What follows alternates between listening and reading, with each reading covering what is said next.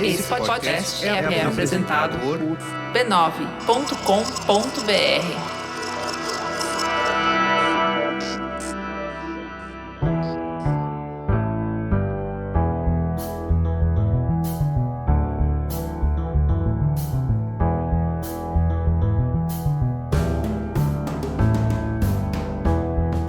Mamileiros e mamiletes, bem-vindos ao nosso espaço de troca e diálogo de peito aberto. Eu sou a Cris Bartz. Eu sou a Juva Lauer e esse é o Mamilos.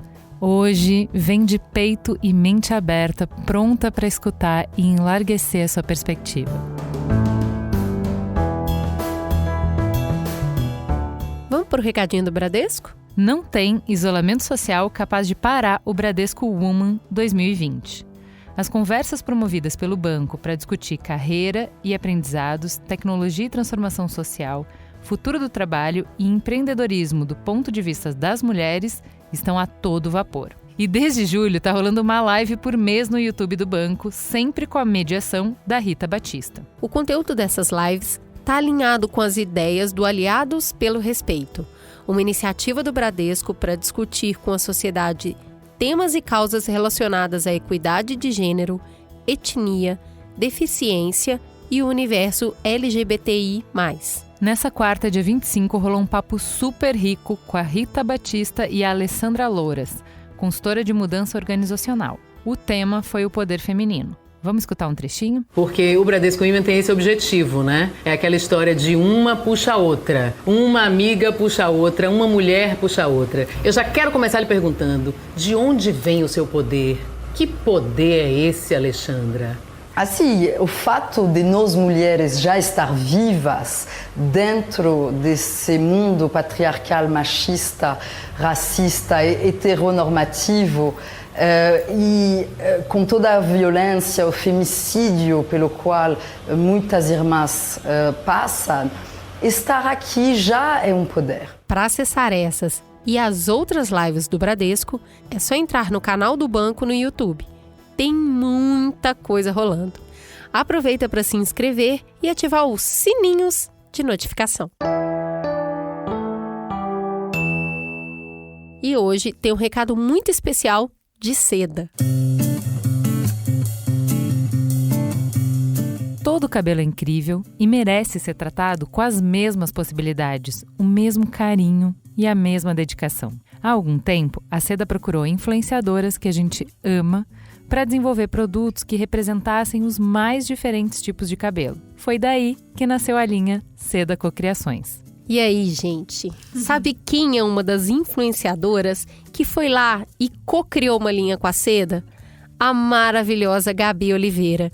A gente ficou tão emocionada quando viu essa linha e é um orgulho estar falando disso aqui hoje. A Gabi levantou a bandeira com a inovação Crespo Force. Seda, então, arregaçou as mangas e foi com tudo para a criação de uma linha com o poder de hidratação e nutrição na medida certa para esse tipo incrível de cabelo. Seda foi a primeira marca do Brasil a desenvolver uma linha exclusiva para cabelos crespos. E desde então, não parou de pesquisar o tema. E agora, essa linha simbólica será relançada com os resultados dessa pesquisa de novos elementos naturais, fórmulas e composições. Tudo isso já é muito bacana, mas a linha Seda Crespo Force by Gabi Oliveira tem mais uma novidade. Como a Gabi faz tudo, ela veio com a demanda de que crianças também têm direito de aprender a cuidar desde cedo dos seus cabelos crespos. Então, sim, senhoras e senhores, Seda Crespo Force é liberada para crianças a partir de 3 anos.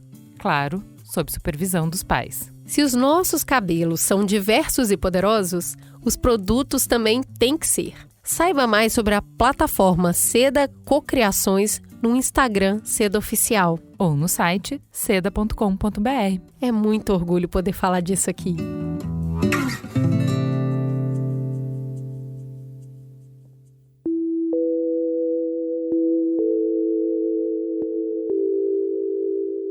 Bem, crianças, onde há muita confusão deve haver algo de errado. Penso que entre os negros do Sul e as mulheres do Norte, todos falando sobre direitos, os homens brancos vão muito em breve ficar num aperto. Mas sobre o que todos aqui estão falando? Aquele homem ali diz que as mulheres precisam ser ajudadas a entrar em carruagens e erguidas para passar sobre valas e ter os melhores lugares em todas as partes. Ninguém nunca me ajudou a entrar em carruagens, a passar por cima de poças de lama ou me deu qualquer bom lugar. E não sou mulher? Olhem para mim. Olhem para o meu braço. Tenho arado e plantado e juntado em celeiros e nenhum homem poderia me liderar. E não sou uma mulher? Posso trabalhar tanto quanto e comer tanto quanto um homem. Quando eu consigo comer e aguentar o chicote também. E não sou uma mulher? Dei à luz a 13 filhos e vi a grande maioria ser vendida para a escravidão. E quando eu chorei com a minha dor de mãe, ninguém, a não ser Jesus, me ouviu. E não sou mulher? Então eles falam sobre essa coisa na cabeça, como que vocês chamam mesmo? Intelecto. É isso, meu bem. O que isso tem a ver com os direitos das mulheres ou dos negros? Se a minha xícara não comporta mais que uma medida e a sua comporta o dobro, você não vai deixar que a minha meia medidazinha fique completamente cheia? Depois aquele homenzinho de preto ali disse que as mulheres não podem ter tantos direitos quanto os homens porque Cristo não era mulher. De onde o seu Cristo veio? Sim, de onde o seu Cristo veio, meu bem? De Deus e de uma mulher. O homem não teve nada a ver com ele. Se a primeira mulher feita por Deus teve força bastante para virar o mundo de ponta cabeça sozinha, essas mulheres juntas serão capazes de colocá-lo na posição certa novamente. E agora que elas estão querendo fazê-lo, é melhor que os homens permitam. Obrigada aos que me ouviram e agora a velha Sojourner não tem mais nada a dizer. Abrimos o programa dessa semana com essa belíssima interpretação da atriz Maria Gal, feita especialmente para o Mamilos, do discurso intitulado Eu Não Sou Uma Mulher, realizado pela ativista abolicionista Sojourner Truth na Convenção pelos Direitos da Mulher em Ohio, nos Estados Unidos, em 1851. Essa conversa, feita há 169 anos, já mostra algumas das diferenças no tratamento dispensado a mulheres negras e brancas. Para entender como essas diferenças nasceram, a gente tem que falar um pouco sobre como surgiu o feminismo.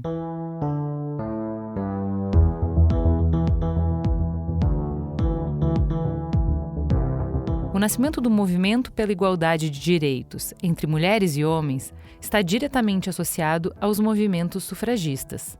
As sufragistas foram mulheres que lutavam pelo direito ao voto no fim do século XIX e início do século XX. Nesse momento da história, as lutas das mulheres negras eram outras. Elas ainda viviam em situação de escravidão. Essas mulheres tinham, então, outras prioridades. Lutavam por liberdade e alfabetização. Necessidades essas que estavam muito mais alinhadas à dos homens negros que as mulheres brancas.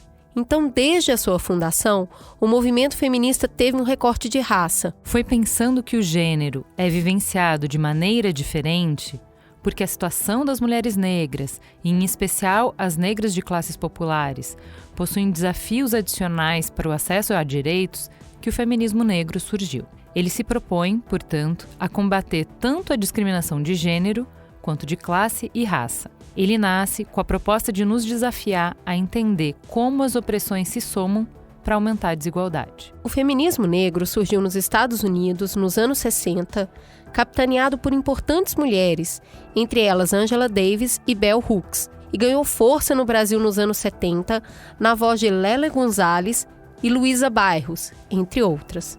O Brasil tem atualmente quase 59 milhões de mulheres negras, a maior fatia da população brasileira.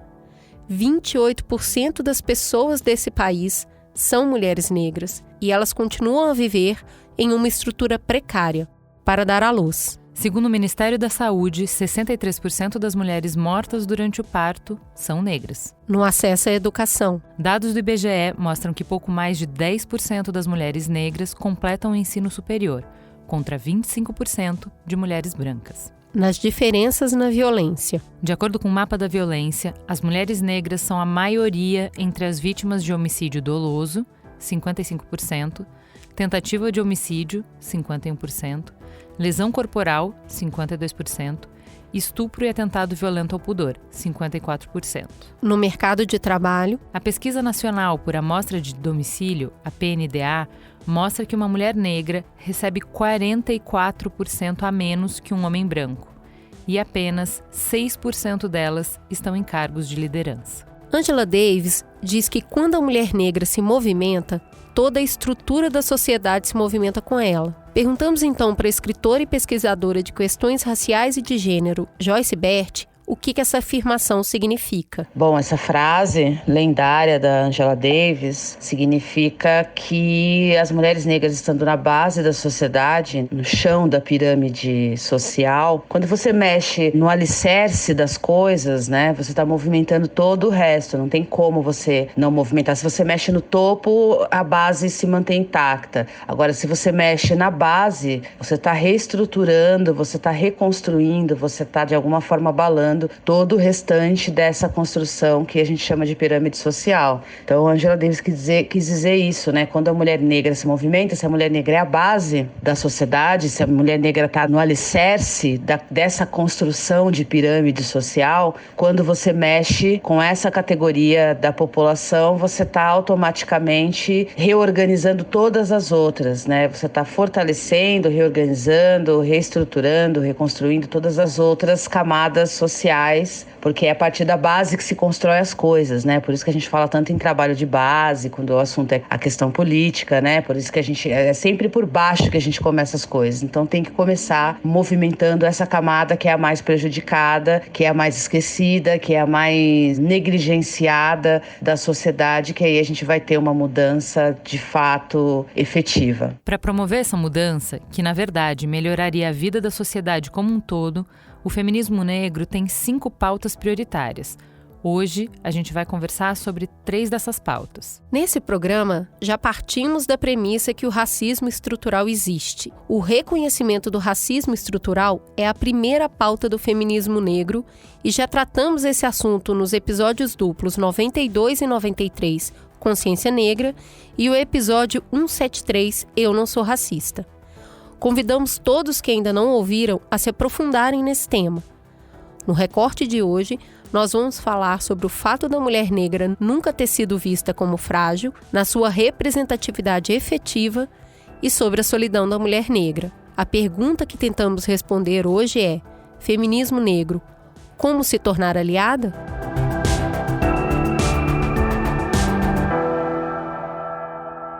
Para expandir a nossa visão, a gente foi buscar vozes fora de São Paulo. Começamos com uma preta retinta direto do Rio de Janeiro, que entende muito de comunicação. Seja bem-vinda, Maria Amália. Quem é você na fila do pão? Gente, uma alegria estar aqui com vocês. Obrigada pelo convite, Cris. Obrigada pelo convite, Ju. Então, quem sou eu na fila do pão, dentro do movimento de mulheres negras e dentro de uma perspectiva de feminismo negro, tem sido pautado pelas nossas mais velhas, pelas nossas muito mais velhas, inclusive, né, que pavimentaram nossos passos até aqui, estando elas dentro da academia ou não. Isso é uma característica forte dentro da nossa inserção social, né? A gente sabe que, historicamente, sempre nos foi legado esse lugar da academia e de que estejamos, né, nesse campo de produção de pensamento e conhecimento. Porém, nós, mulheres negras, temos em vista a nossa capacidade de transmissão de conhecimento pela nossa oralidade, pelas nossas experiências e vivências. Dito isso, eu gosto muito de lembrar e saudar Vilma Piedade.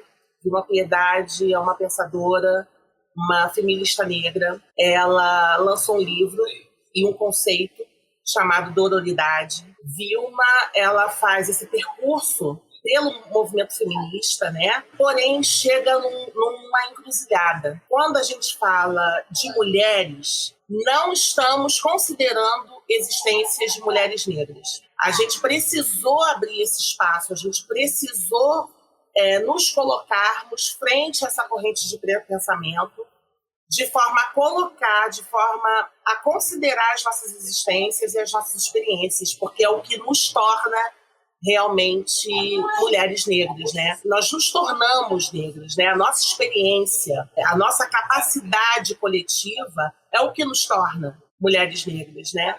Então, nesse sentido, dororidade vem como uma forma de se colocar nessa encruzilhada, dizendo, pera lá, a partir daqui é uma vivência só nossa, que são as dores que o racismo, as experiências e vivências de mulheres negras proporcionam. Dentro de uma perspectiva do feminismo negro, eu e uma mana preta, minha irmã amicíssima, comunicóloga como eu, Catiuxa Batuzzi, nós fundamos uma organização há 3 anos, utilizando as nossas expertises em comunicação, propondo realmente uma revisitação, um revisionismo da comunicação em suas diferentes vertentes, fundando o Coletivo Pretaria. A gente tem o Pretaria Pod, a gente tem o Coletivo Pretaria, nós temos o Colunistas Pretaria, que são pensadores pretas e pretos das comunicações, da linguagem, das negritudes e das relações étnico-raciais, que mensalmente contribuem com textos. Abordamos diferentes eixos temáticos, dentre eles a comunicação interseccional, que, vamos dizer assim, é o pilar que nos orienta dentro da comunicação que a gente quer empreender, a comunicação cidadã, a comunicação antirracista, comunitária, análise de discurso, letramento racial, enfim. O cinema negro como essas potências independentes, né, de qualquer relação com mídias hegemônicas, né? Então, dentro da perspectiva do feminismo negro, 2 comunicólogas fundarem uma organização e um coletivo que tem essa proposta, eu acho que é uma contribuição e tanto para um campo que é reconhecidamente tão hegemônico, tão branco, tão racista, tão classista. Então, esse é o enfrentamento do feminismo negro, né? A gente abrir fissuras, abrir espaço, levando em consideração, melhor dizendo, as nossas agendas. Maravilhoso. Na segunda cadeira, a gente trouxe uma jovem mulher negra e lésbica lá de Curitiba. Seja muito bem-vinda, Dayana. Quem é você na fila do pão? Oi, gente, tudo bem? Então, quem sou eu na fila do pão? Eu sou essa mulher negra que, assim como a Maria Amália falou, os meus passos vêm de longe, né? Eu costumo dizer que são os mais velhos que eu não conheci, os mais velhos da minha família, as mulheres negras que me rodeiam, que trazem para mim toda força, vivência, conhecimento ancestral, experiência. E nesse lugar que eu acho que também a Maria Amália trouxe muito bem do tornar-se negro, e a Lélia Gonzalez também fala isso pra gente, né? Quanto mais você avança na sua conscientização crítica, na sua militância, você vai se tornando negro, e é um caminho sem volta, que realmente é um caminho sem volta quando você tem consciência do papel que você representa na sociedade, de como que a sociedade te invisibiliza, de como que a sociedade te silencia. E pensando nisso, eu uso a minha militância em algumas frentes, mas uma delas foi levar o conhecimento do feminismo, sobretudo o feminismo negro, mas pensando também na amplitude do feminismo, né, do movimento feminista, levar esse conhecimento para a internet, com uma página chamada Arquivos Feministas. E é importante, acho, trazer essa discussão crítica mesmo, né? É importante a gente dialogar com as pessoas sobre isso, fazer as intersecções que devem ser feitas.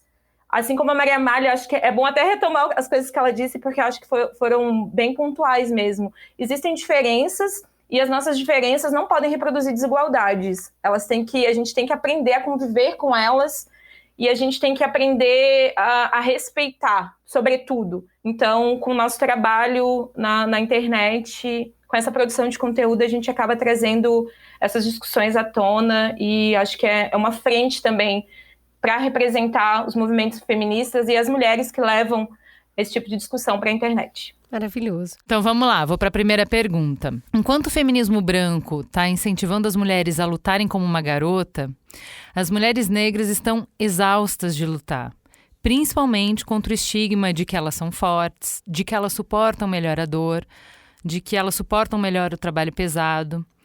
Enquanto a mulher branca luta para não ser enquadrada no estereótipo da princesa, a única princesa negra da Disney, a Tiana, do filme A Princesa e o Sapo, passa mais da metade do desenho trabalhando loucamente na tentativa de uma vida digna, reforçando o estereótipo não de princesa, mas aquele de mulher forte. E aí eu queria perguntar para vocês, qual é o impacto desse estereótipo da preta raivosa, da preta barraqueira, né? E como que essas imagens encobrem uma continuidade de um sistema de exploração e de opressão?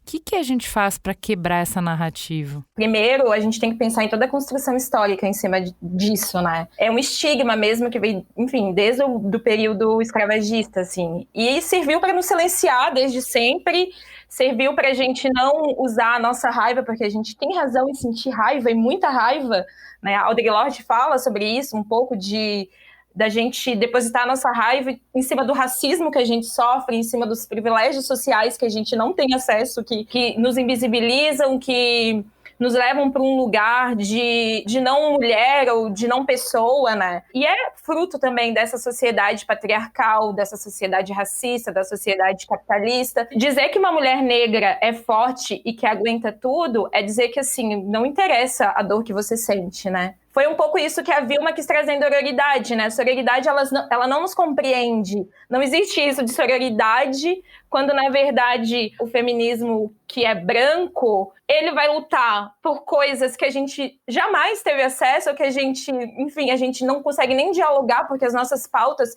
são tão urgentes e atravessam tanto a nossa experiência de não ser apenas só mulher, mas de ser mulher negra. A Jurema Werneck fala isso, não tem como eu ser só mulher. Eu, enquanto mulher negra, não vou ser conhecido como mulher negra, eu vou ser conhecido como mulher negra. E esse atravessamento, ele implica em N questões na minha vida. E aí tem um texto da Winnie Bueno também, que fala para que serve o mito da preta raivosa, né? Porque, assim, a gente tá cansada, a gente tá exausta, a sociedade não enxerga as nossas dores, a sociedade não nos acalenta. E aí, olha o que é o movimento de mulheres negras, o que é o feminismo negro. Vem aqui que eu vou segurar na tua mão, porque eu entendo a tua dor. Eu entendo como isso, sabe? Isso que é esse movimento de mulheres negras, isso que é a potência do feminismo negro.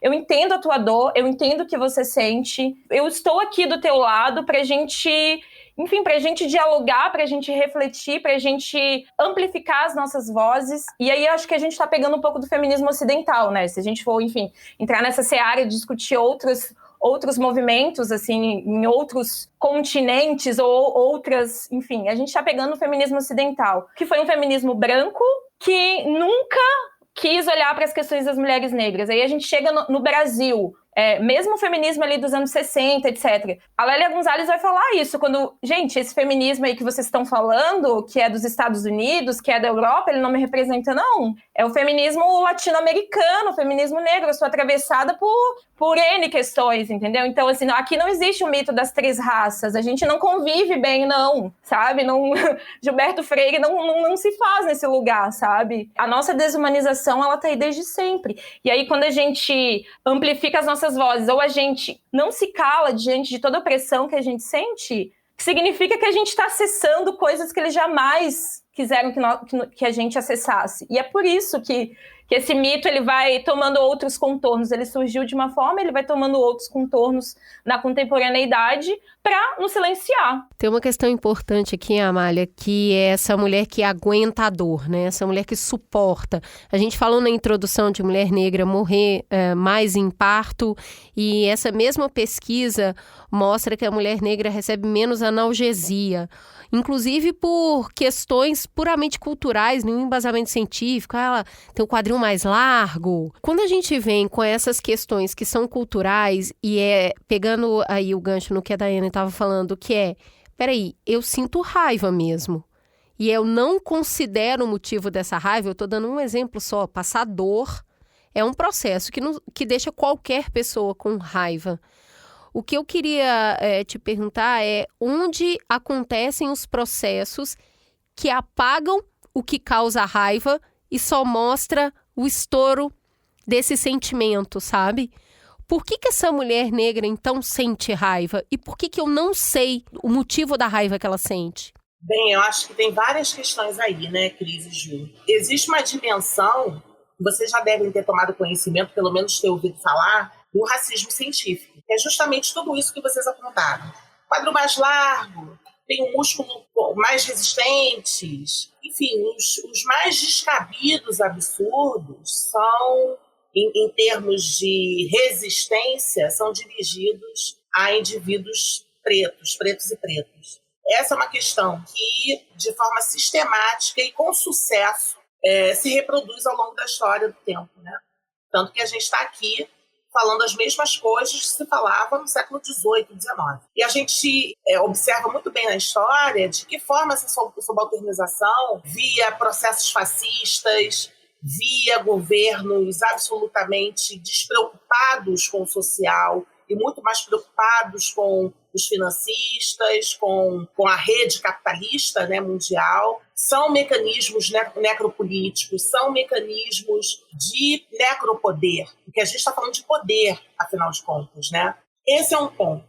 O outro ponto dessa questão, existe um texto da Toni Morrison, que foi recentemente publicado pela Companhia das Letras. Foram 2 textos, na verdade. Um foi Racismo e Fascismo, e o outro, O Corpo Escravizado e o Corpo Negro. E a Toni Morrison é minha ancestral, ela está presente. Ela deixa muito claro, por exemplo, que o fascismo e o racismo são irmãos gêmeos, mas o racismo, ele entra nessa parceria com o fascismo de uma forma muito contundente, porque não é só ideologia, né?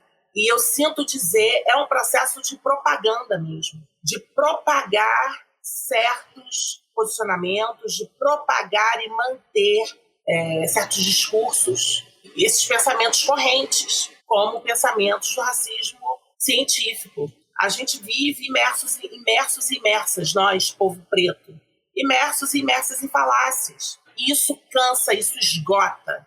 Você imagina você atravessar a sua existência ouvindo todos os dias coisas assim, dirigidas a você. Então, quando vem a preta raivosa, né, que também é um termo, né, uma expressão de colocar a mulher preta nesse lugar de raivosa, né, prescinde-se, ou seja, abre-se mão de todo esse processo que a gente passa. As pessoas não levam em consideração nada disso. Então, realmente, chega a um tal termo que realmente cansa, que realmente esgota, que realmente abala a nossa saúde mental. Aliás, a população negra é a maior população vítima de doenças mentais. É só parar e pensar um pouco. Então, quer dizer, essa manutenção, e quando eu falo do sucesso dela, eu não estou batendo palma não, tá? Eu estou falando de um sucesso porque funciona. E a gente está aqui para tornar isso tudo que tem funcionado, e coloco aspas aí, até então, que se tornem escombros que possamos pisar em cima. A gente tem essa capacidade, a gente tem esse senso de coletividade para avançar nisso. A gente precisa avançar nisso, nós vamos avançar e estamos avançando. Porque novos mundos, novas perspectivas, novas cosmovisões, novas não, as nossas cosmovisões, que são cosmovisões que contemplam todo e qualquer ser humano. Então, essas que são as que precisam estar vigentes. Eu acho que você está falando, então você vê os gritos que eu dou, mas não vê os tombos que eu tomei, né? O quanto me derrubaram. E aí, a gente também tem uma diferença aqui bem latente num ponto que, inclusive, o Mamilos já abordou com uma visão bem feminista branca. Enquanto o feminismo branco incentiva a mulher a cuidar das suas próprias finanças, não deixando o seu dinheiro sobre a gestão dos pais, dos maridos, dos irmãos, dos homens de uma maneira geral, às mulheres negras foi negado esse papel da consumidora compulsiva, dessa que sai comprando tudo que vê, ou mesmo um papel de suporte financeiro dado pelo masculino.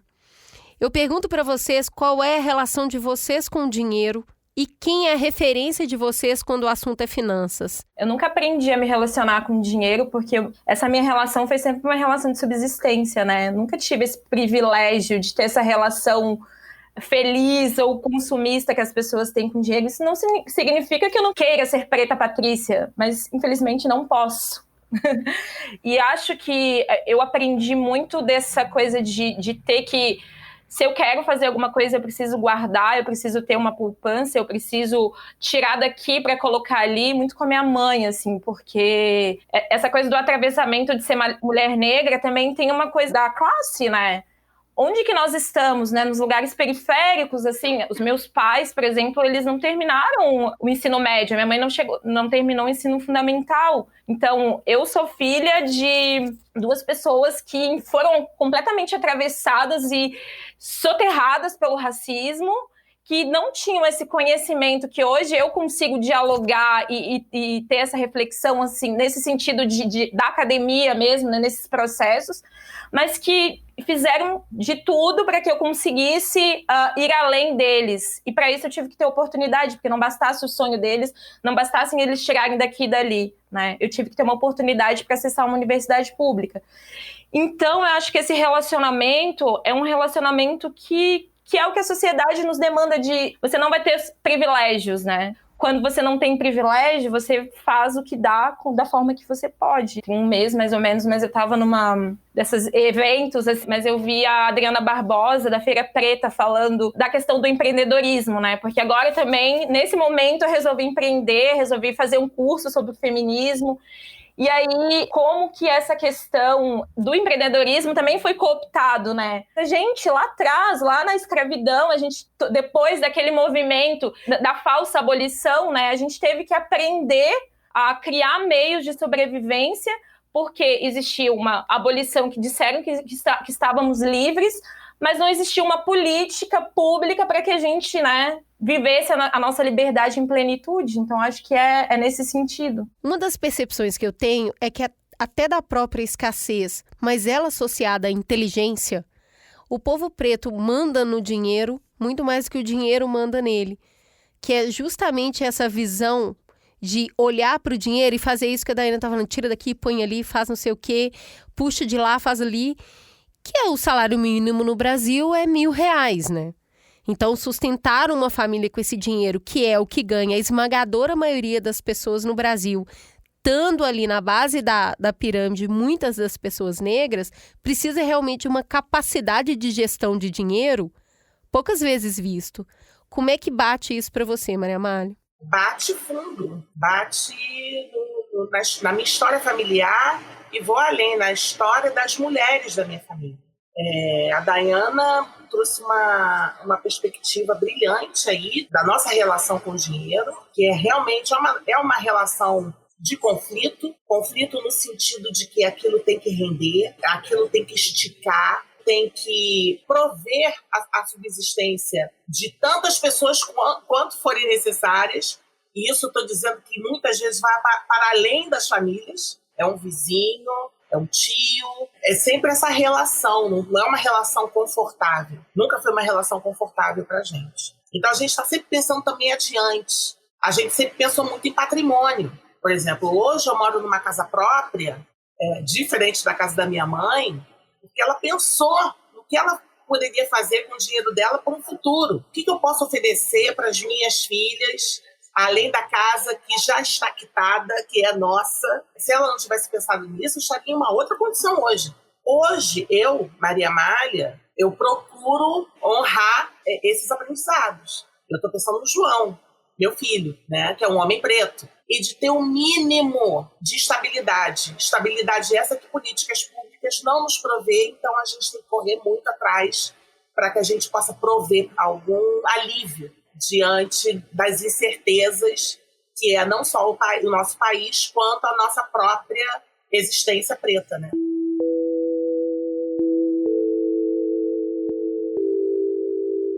Vamos para o segundo bloco, então, que a gente vai falar um pouco da representatividade efetiva da mulher negra. E aí, para inspirar esse bloco, a gente queria abrir com um áudio da Elisa Lucinda, declamando a poesia dela mesmo, Mulata Exportação.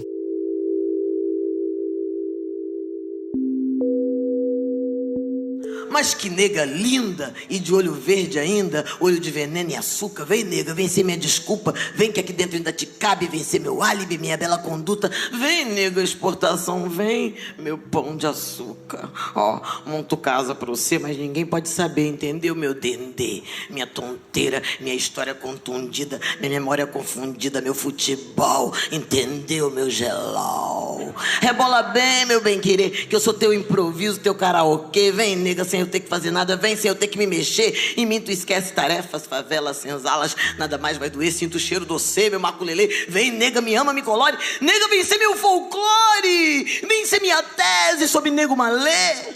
Vem, nega, vem me arrasar. Depois eu te levo pra gente sambar. Imagine, ouvir tudo isso com calma e sem dor. Já preso esse ex-feitor, eu disse, seu delegado. O delegado piscou. Falei com o juiz se insinuou e decretou pequena pena com cela especial por ser um cara intelectual. Eu disse, seu juiz, não adianta. Opressão, calamidade, genocídio, barbaridade, nada disso se cura trepando com uma escura. Ô, minha máxima lei, deixar de asneira não vai ser um mal resolvido que vai libertar uma negra. Esse tá fadado, não é com lábia de pseudo-oprimido que vai aliviar o seu passado. Olha aqui, meu senhor.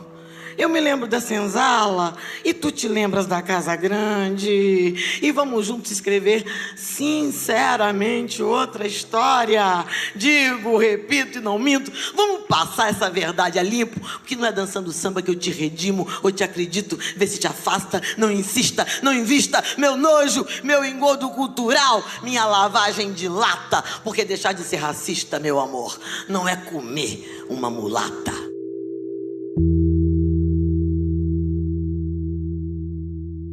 Bom, a mulher negra ainda hoje se vê presa a 3 estigmas. Ou ela é a mulata, ou ela é a doméstica, ou ela é a mãe preta. Qual é a representatividade efetiva que a mulher negra busca e por que é tão difícil romper com esses estigmas? Eu quero partir do pressuposto que eu posso ser o que eu quiser. Eu parto daí. Qual o lugar, então, afinal, da mulher negra? Qual o lugar da mulher branca? Qual o lugar da mulher nativa, indígena? Eu quero ser essa mulher que me coloco diante da sociedade como essa pessoa, né? Essa mulher preta, essa construção preta, mas esse ser humano, essa pessoa que tem total liberdade de ser e estar onde quiser e ser quem se quiser ser. Eu, concordo super com a Maria Amália e acho que, assim como ela falou desse lugar que a mulher branca não consegue nem refletir porque é humanizada o tempo inteiro, a gente quer de volta a nossa humanidade. Ter a nossa humanidade significa a gente poder falar assim, eu vou ser o que eu quiser e é isso, sabe? Eu quero ser o que eu quiser. Vocês, mulheres brancas, podem ser o que vocês quiserem. Na verdade, até uma frente de luta feminista é para vocês poderem ser o que quiserem. Por que a gente não pode? Por que as nossas pautas têm que ser tão dolorosas? Por que a gente tem que ser a dor em pessoa? Nossas histórias e construções também vêm de outros lugares que não são só a dor, apesar da gente entender que esse atravessamento nos constitui. Mas o que os nossos ancestrais não tiveram, que foram a humanidade deles, né, que foram vistos como coisas, a gente não quer ser mais. E aí, quando a gente levanta a nossa voz para dizer isso, nos querem nesse lugar de objetificação, de codificação, de invisibilização, de silenciamento. E aí a gente vem dizer que não. A gente quer ser o que a gente quiser, a gente vai lutar para ser o que a gente quiser. O feminismo, ele não vai avançar se ele não for interseccional. Se a gente continuar com esse papo de que essas questões aqui, elas nos separam, que é só identitarismo, a gente vai cair num lugar que não é o lugar ideal para a gente crescer enquanto sociedade. Então, eu, enquanto mulher negra, assim como a Maria Amália, eu quero ser quem eu quiser.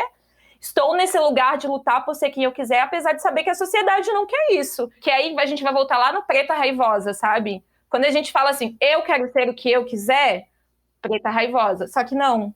É a minha voz falando, eu quero ser o que eu quiser. E se você quiser vir comigo, vem. Se você não quiser, fica aí que a gente vai avançar. O movimento de mulheres pretas, de mulheres negras, luta para que isso não seja mais uma questão. Isso não tem que ser uma questão. A Lélia Gonzalez pega a mãe preta, conhecida personagem da cultura brasileira, sempre vista como ama de leite, generosa, retratada como subserviente, benevolente, que não oferece resistência para o usufruto do seu corpo e do seu afeto, e apresenta uma outra narrativa. Ela propõe que essas mulheres tinham um espaço de ação fundamentado pela linguagem e pela cultura.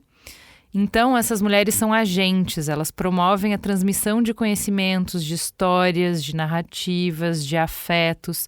Qual é a importância de subverter essa visão como a Lélia faz? É uma questão política, né? Esses lugares também que a gente não escolheu, não foi uma escolha da gente ocupar, mas é o lugar que a gente ocupa. Então, esse lugar político, esse lugar de trazer um novo significado para isso, é de falar assim, olha, nós ocupamos esses lugares, não foi uma escolha nossa, mas são pautas que são muito caras para a gente, né? Então, é transformar tudo que a gente fala em política, né? Esse lugar de levar as nossas vivências e experiências para esse lugar de um lugar de luta, de um lugar de trazer novas perspectivas. Por exemplo, das empregadas domésticas, a gente tem Laudelina de Campos Melo, sabe? Uma mulher preta que falou assim, então, eu sou doméstica sim, mas vai ser só isso?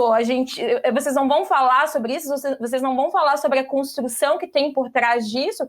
A gente precisa dialogar. Ela foi lá, né, completamente em movimento político, de trazer mulheres para dialogar sobre isso. Então, essa coisa do silenciamento, de que vocês estão aqui, mas vocês não vão falar, a gente pega e transforma. Dá outro significado. Amália, tem uma questão aqui que eu gosto muito nessa subversão que a Lélia propõe, porque quando ela fala, tá vendo essa mulher aí que você acha que não tá fazendo nada?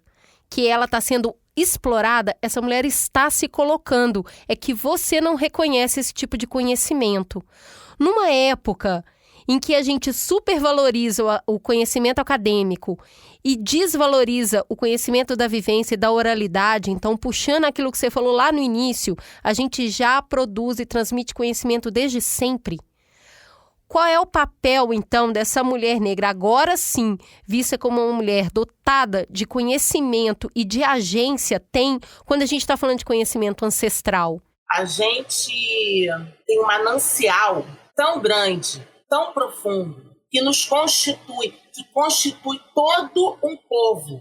A partir da mulher negra, pensa, eu imagino que seja difícil para a branquidade, para a branquitude, perceber a profundidade desses saberes. Não só por não considerarem saberes, mas sim por não identificarem como. Eu acho que tem uma diferença aí. Uma coisa é você não enxergar, outra coisa é você enxergar e não entender. E eu sempre volto à nossa relação de vivência e experiência.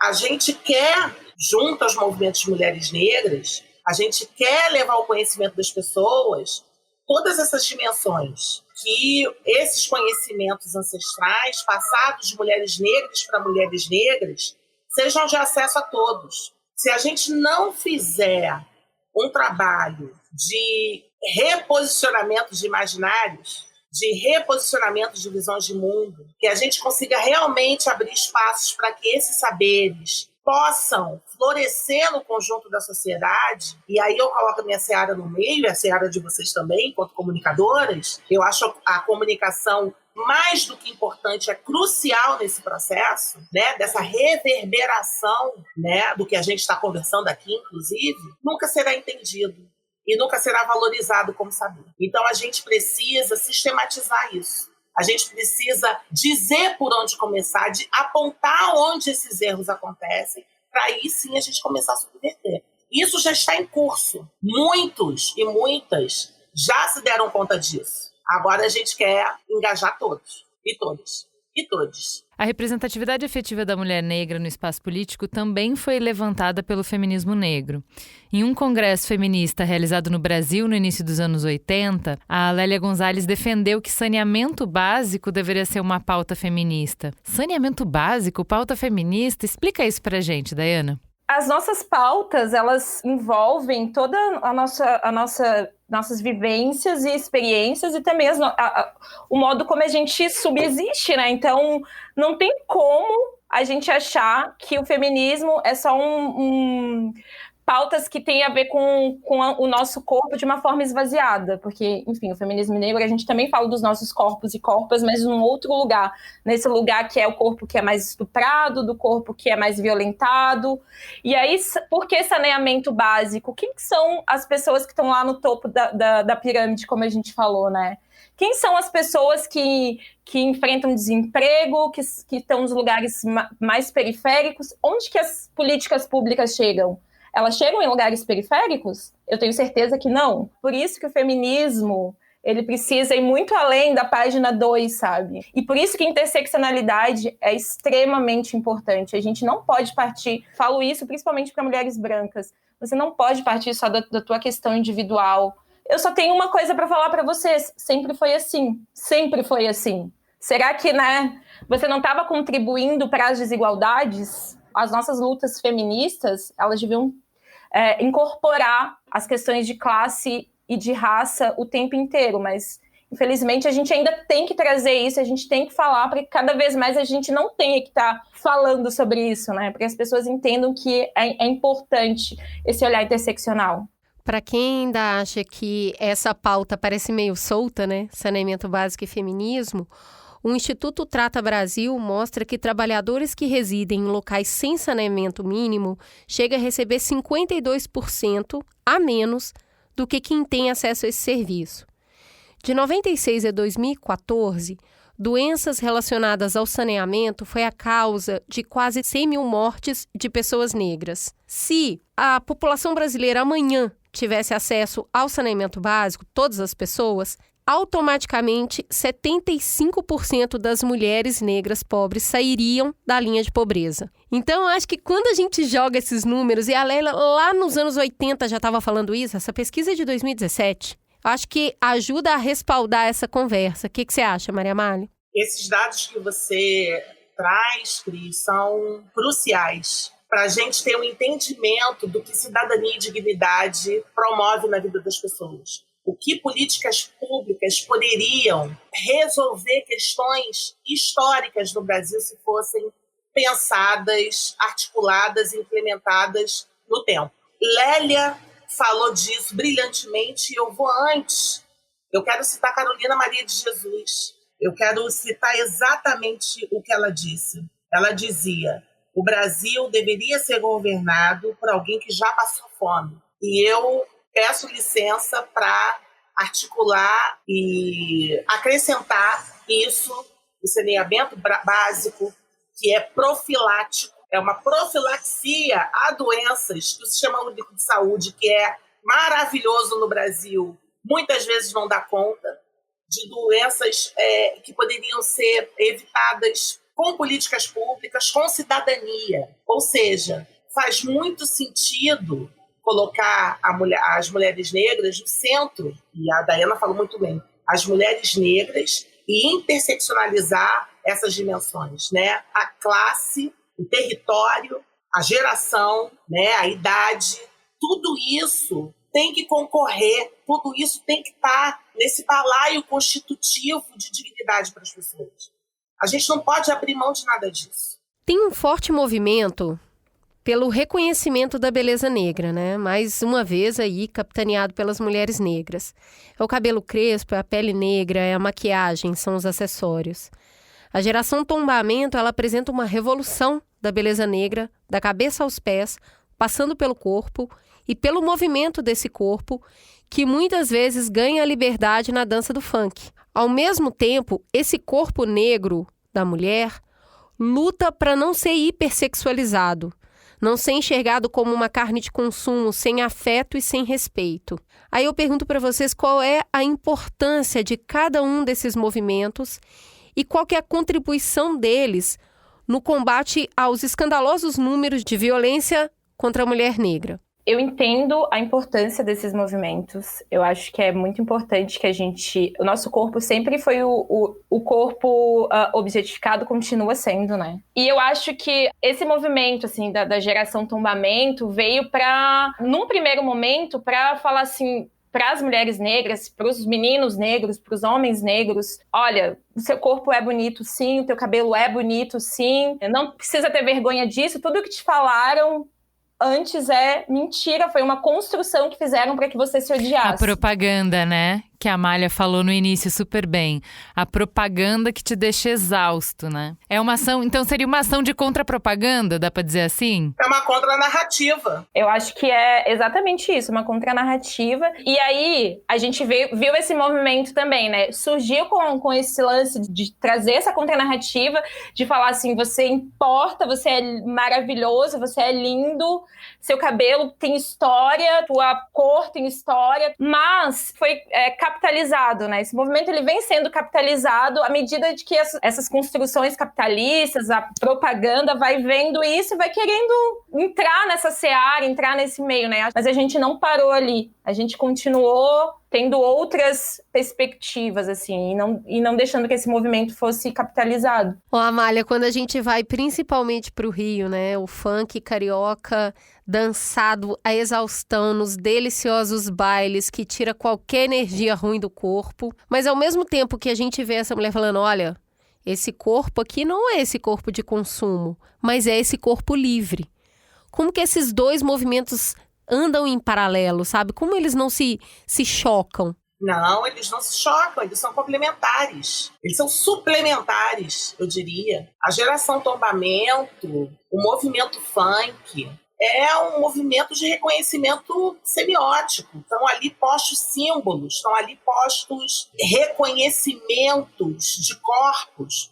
Os corpos como plataformas de profunda liberdade estética, trazendo para esses corpos toda essa valorização da própria fenotipia preta, né? E a gente não vai entrar no assunto do colorismo aqui, mas eu acho que a geração do tombamento serviu também para isso, tá? Para a gente reconhecer os 150 mil tons de preto. Logicamente, são corpos pretos, são 50 tons de corpos pretos, mas são corpos que estão se tornando corpos pretos, né? Porque a gente sabe que são construções. Ser preto, ser preta é uma construção em diáspora, né?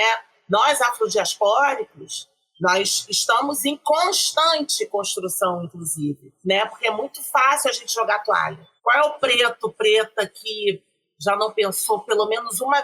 Olha que eu sou preta ferrenha, hein? De jogar toalha no momento difícil, num momento acirrado realmente. Tem dia que eu não tô de saco cheio, eu não quero falar de racismo, não quero falar nem de feminismo negro, que é uma paixão, eu quero falar sobre essas coisas, eu quero falar, sei lá, cara, do vinho que eu comprei semana passada, que tá na geladeira, agora que eu vou beber, depois daqui da nossa conversa, sabe? Quero falar sobre isso. Agora entrando no terceiro e último bloco, falando um pouco sobre a solidão da mulher negra, a Bell Hooks, ela afirma que suprimir os sentimentos era uma tática de sobrevivência do povo negro escravizado.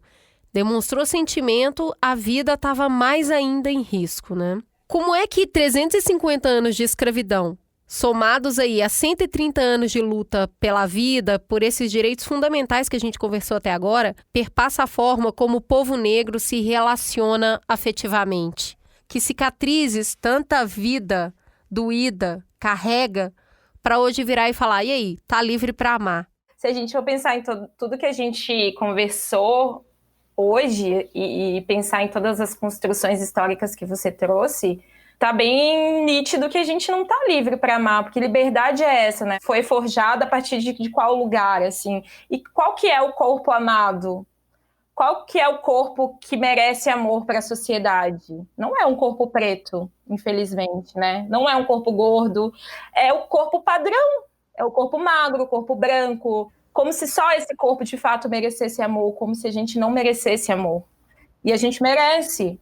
Então são processos construídos, assim, uma construção muito perversa em cima disso, e que foram nos deixando de lado para agora vir com essa narrativa de que a gente, poxa, agora você tá livre para amar? E quem que tá me amando? Quem é que tem essa consciência crítica também? Porque para eu entender que eu mereço amor, eu tive que ir cavando as coisas, eu tive que ir buscando refletir sobre esse mundo que não me ama. muitas de nós, mulheres negras, homens negros, pessoas negras, ainda achamos que não merecemos amor, porque a sociedade diz pra gente que a gente não merece.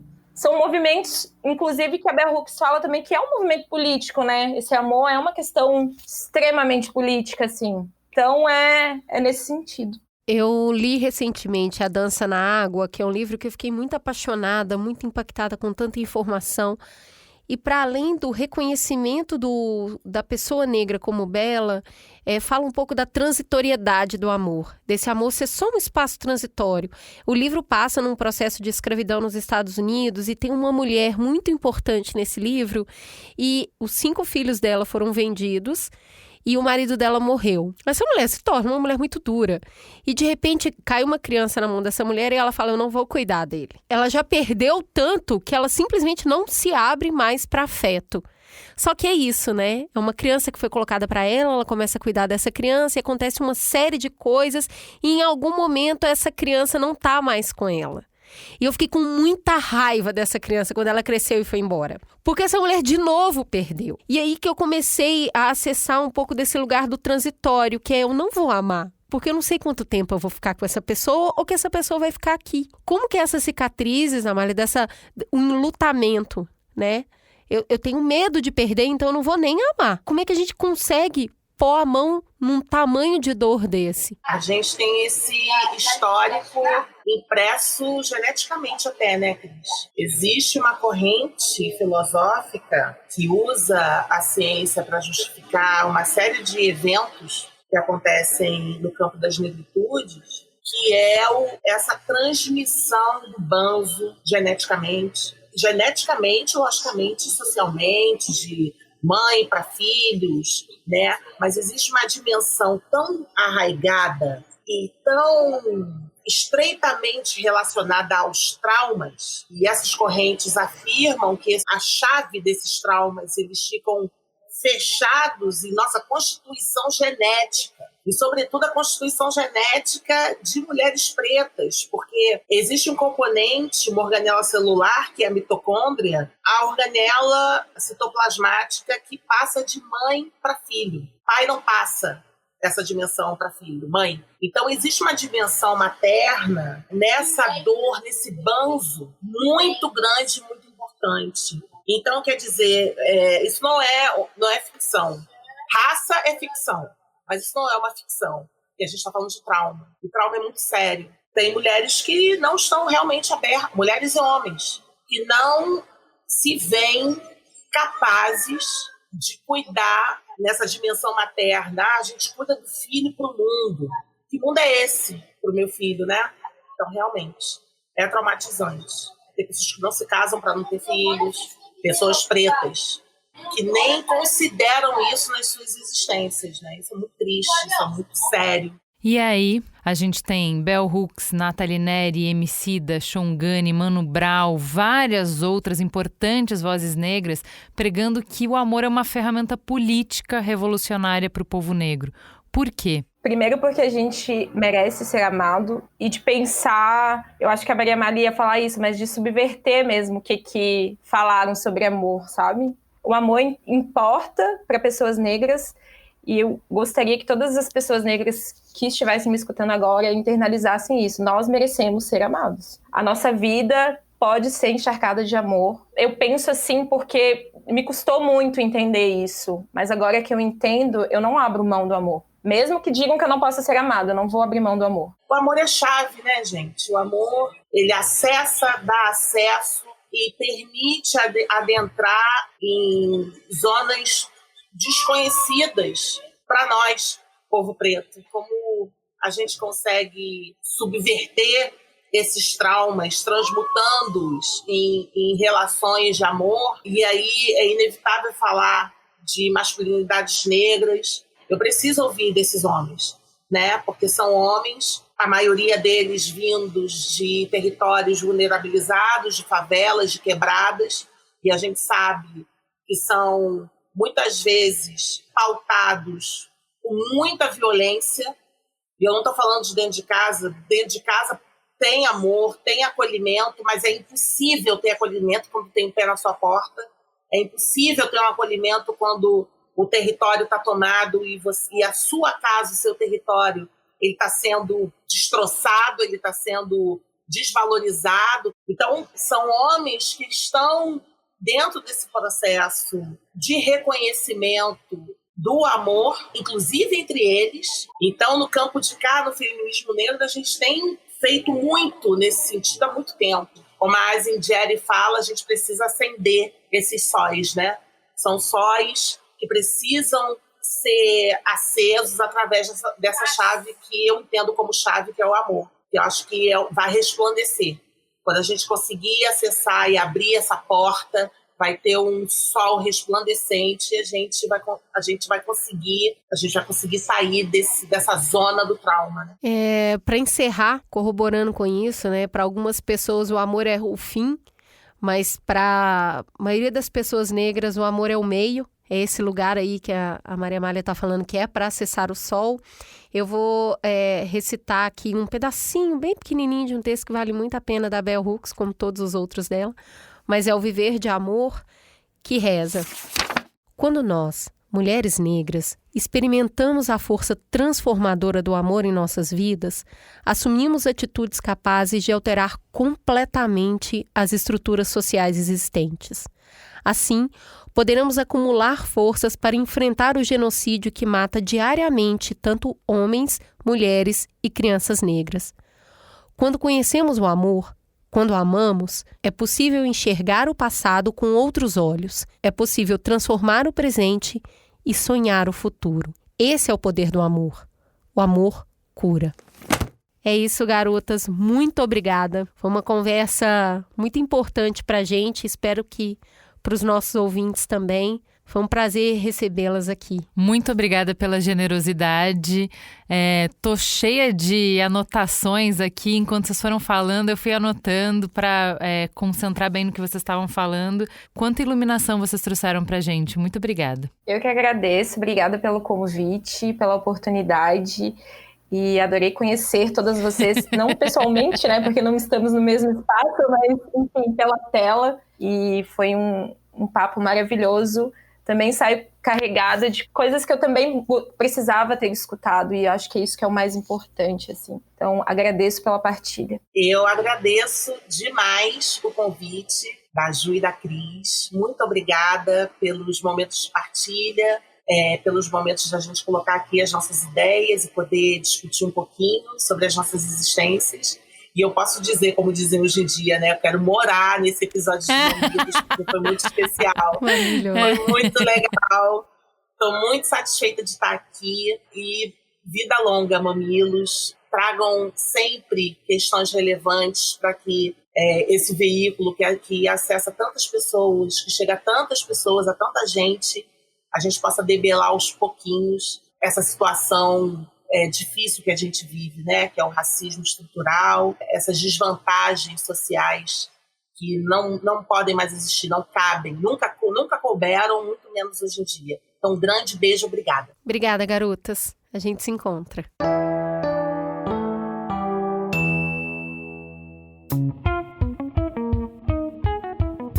Chega o fim de novembro e é uma loucura. Tem promoção pra todo lado que a gente vai, até na farmácia, até no tio do milho. Todo mundo está acostumado a aproveitar a chuva de descontos dessa época do ano para comprar roupa, móveis e eletrônicos. Mas hoje trouxemos a promoção perfeita para você investir em você e encarar de frente os desafios de aprender inglês. Vocês já sabem que o Cambly é a plataforma que conecta estudantes de inglês a professores nativos do idioma para você ter aula quando quiser, pelo tempo que quiser, principalmente sobre o assunto que quiser. Precisa ensaiar para uma entrevista de emprego? Tem.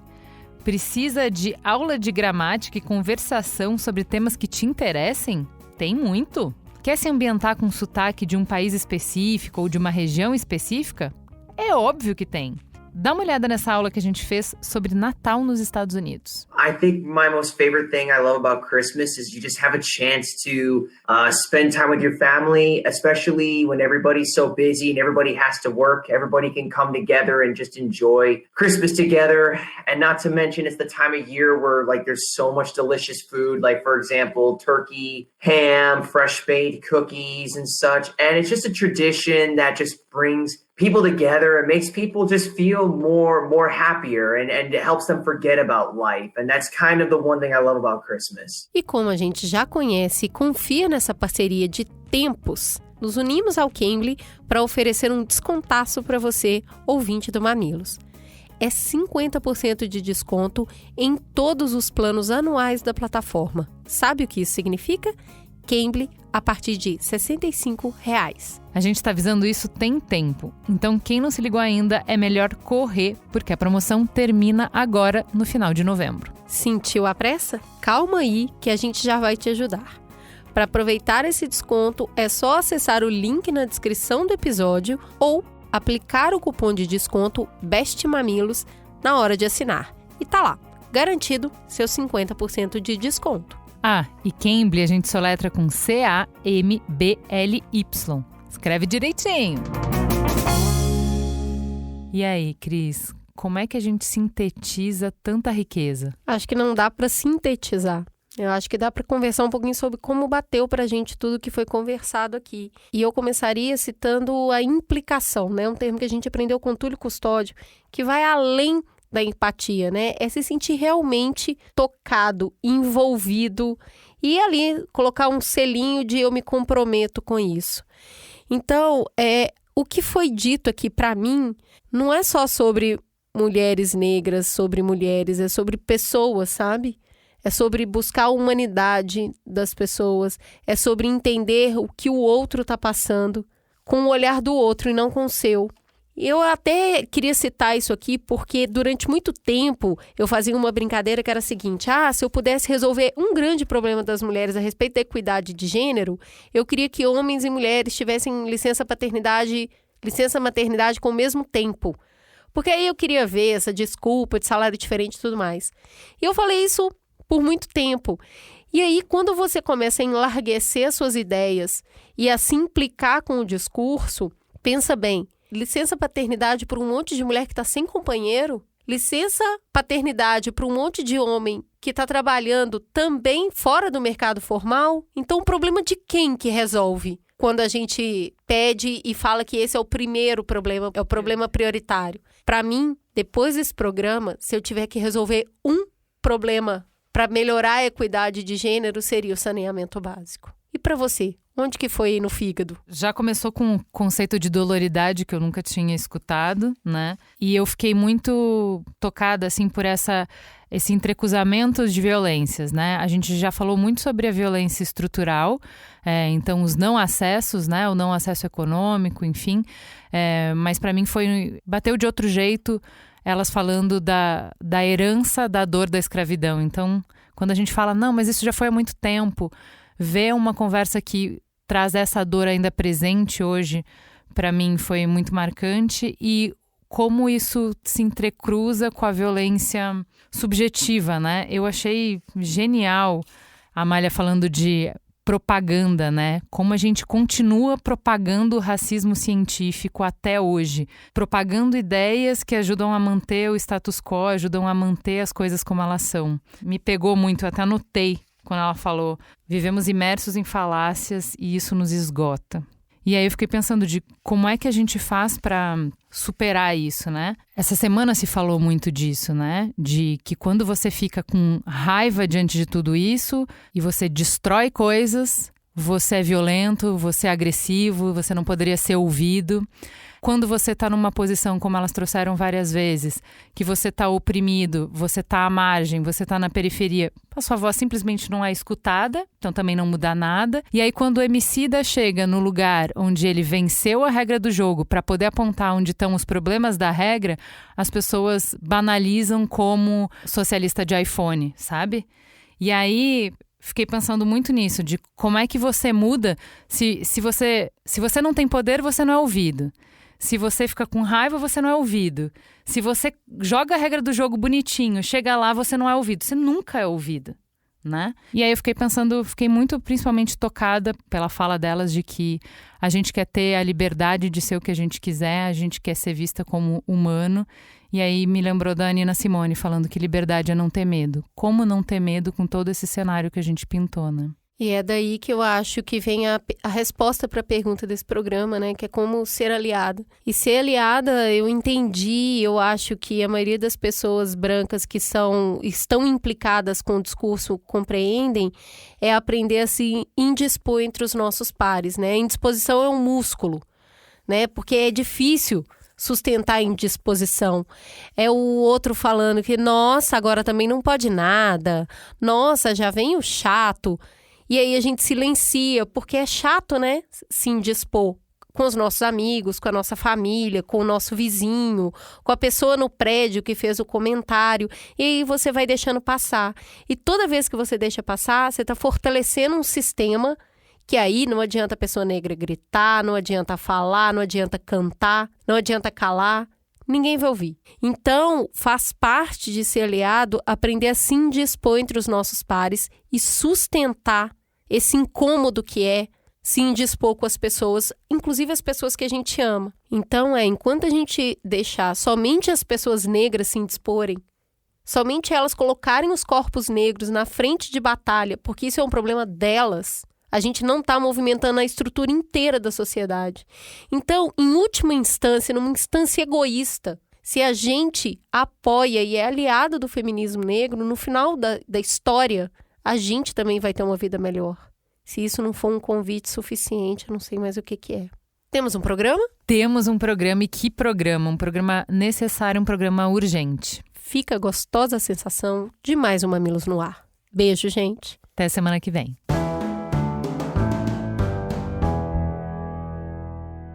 O Mamilos é uma produção B9. Apresentação de Juvalau e Cris Bartz. Coordenação geral, Carlos Merigo, Juvalau e Cris Bartz. Direção, Alexandre Potashev. Produção e apoio à pauta, Ellen Menezes. Apoio à pauta e pesquisa, Iago Vinícius e Jaqueline Costa. Edição, Mariana Leão, com trilhas de Andy Lopes. Capa, Elô D'Angelo. Coordenação digital, AG Barros, Pedro Estraza e Lucas De Brito. Atendimento e comercialização, Raquel Casmala, Camila Maza e Thelma Zenaro.